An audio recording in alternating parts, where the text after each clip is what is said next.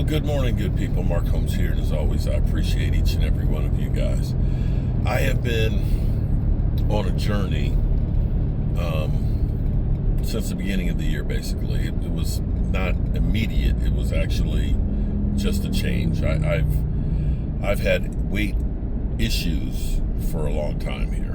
When I got married with Tracy, I was 256, not necessarily in bad shape.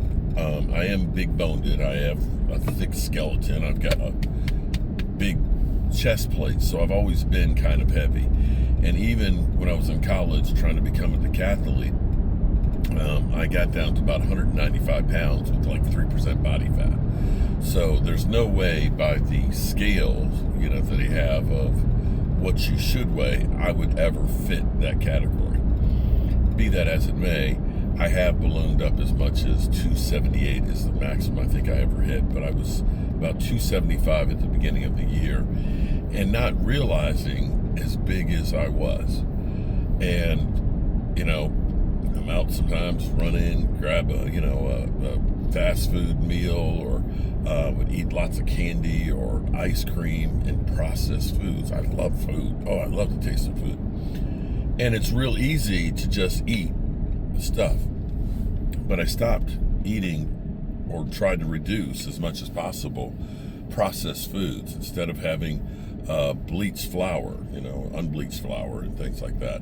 Instead of buying the store-bought mayonnaise, actually making mayonnaise and making butter at home, so you've got less of the fillers. I've actually been making cinnamon raisin bread because I love cinnamon raisin bread, and that's like one of my favorites. But making it at home instead of buying it from the store. It's only 7 or 8 ingredients when you make it at home, as opposed to when you read the label, it's like you're reading a book on all the things that are in there. And your question, or my question is if I can make this bread at home that's nice and soft and tastes good with just these things, why are all these other things in there? Through the process of this, my weight has gone down. The maximum, I've hit 42 pounds down, and that ranges from 35 to 42 pounds. I've basically, my body will reset, and I can change as much as 4 pounds in a day from when I get up to out working and sweating and stuff to going to bed. My blood pressure is under control. A year ago, for the first time, the doctors have actually put me on blood pressure medication, which made me feel loopy. And I've gone through and trying to eat as good of food as possible that's not processed, less chemicals, less processes and stuff. Eliminated the candy bars, eliminated the Nestle Toll House ice cream sandwiches, which rank a 0 on the Yuka app. And still eating things that I like, and it's worked. Yesterday, sadly, my daughter's dog, Leroy, who's about 14 years old, we lost him. And it was a rough day. There's a restaurant that's up here, Mike's American Grill. Oh my God, they're so good. The food is so good. Oh, it was so good. And we went there because when we first got together, that was one of our favorite places to go. We hadn't been there in quite a while. And I went there, and the food tasted great. It was, oh my God, the food was just so good. But what I noticed is everything was sweet. I could literally taste the sugar. They have these things called Aussie rolls, and I don't know if they're deep fried. They literally tasted like a freaking donut. They were so sweet, and they're addictive too. I must have ate 6 or 7 of these Aussie rolls because slap some more of the butter on top of them and things. And then I got the Chop House salad. Yes, I risk getting cryptosporin right now because this is the first salad that I've had in forever. And their salads are great. They got the croutons on there. They've got the white yellow cheddar cheese put onto them. It's got bacon on it. It's piled nice and high.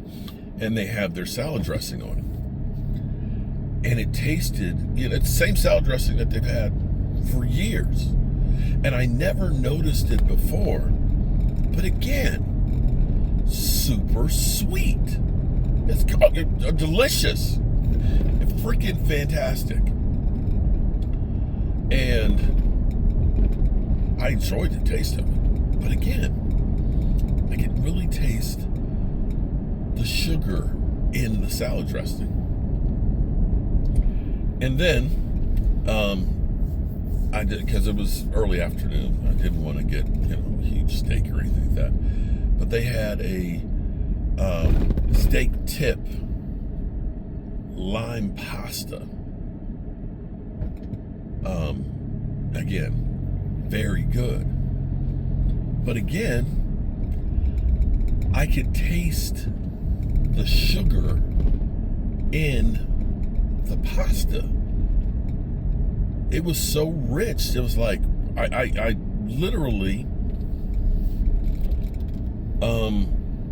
could just feel the sugar and stuff into it.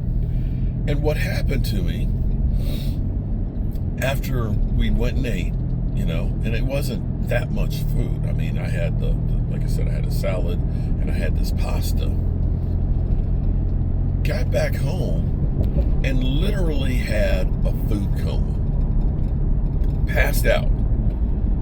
And I don't remember the last time I have taken like a nap or had a food coma that was like that. I don't know if because I'm not at the Red Brick House, so I don't have the scale to see, if I put any more weight on, from it. But clearly, all of that sugar that was in that meal made me, because I had things I wanted to do that evening, I was knocked out for 2 hours. 2 freaking hours after eating that meal. Now, I'm not going to lie. It tasted great. Expensive as hell. But literally, I could feel the change in my body from eating that. And it makes me kind of realize, I've had a deja vu moment like that before when we were actually at the draft. And we went to this, I can't remember the name of it, but it was like this breakfast place. And we're all there having breakfast. And I'm just looking at the mocha coffee thing that one of the guys had. Or I'm looking at the pancakes that are this big and pouring a gallon of syrup and butter on it. And I start to realize that it really is the excess, the sugar, the chemicals in there that are changing our body composition, our desire for food, and how we actually react to it. And I'm not going to be here to try and preach to anybody and say, this is what you got to do. I'm only telling you how my body has been reacting to the difference of eating differently. And I can't do, I can say, and here we are on the cusp of the football season, which come Sunday, that's when, I do fried chicken wings, and I do the big sub and things, and we have the big football party. We have everybody come in that, everybody, their thing is they'll bring beverages, so they'll bring sodas and stuff and alcohol, and then it's easy, like an addict, to fall off of doing what I was doing before. And this is where I'm scared that it is football season. When you start and you say, oh, I'm going to drink a Coke, because somebody brought a 12-pack of them. And they're in the refrigerator there, and you're just kind of out working in the backyard. Oh, I'll drink another Coke. And then all of a sudden, that addiction comes back. And now all of a sudden, you're drinking more and more sodas and, 250 calories and all that sugar. And that sugar cravings start again. And I'm scared. I don't want to go back to that. I like that my clothes are loose now. That, I'm not so fat with my stomach that my belly is pushing my pants down so you're seeing my crack.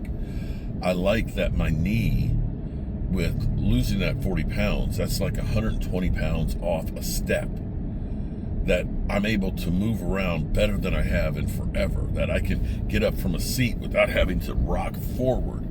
I do not want to go back to that. And so I've got to find the balance of enjoying the football parties and figuring out how to socially interact and go out and eat and do things.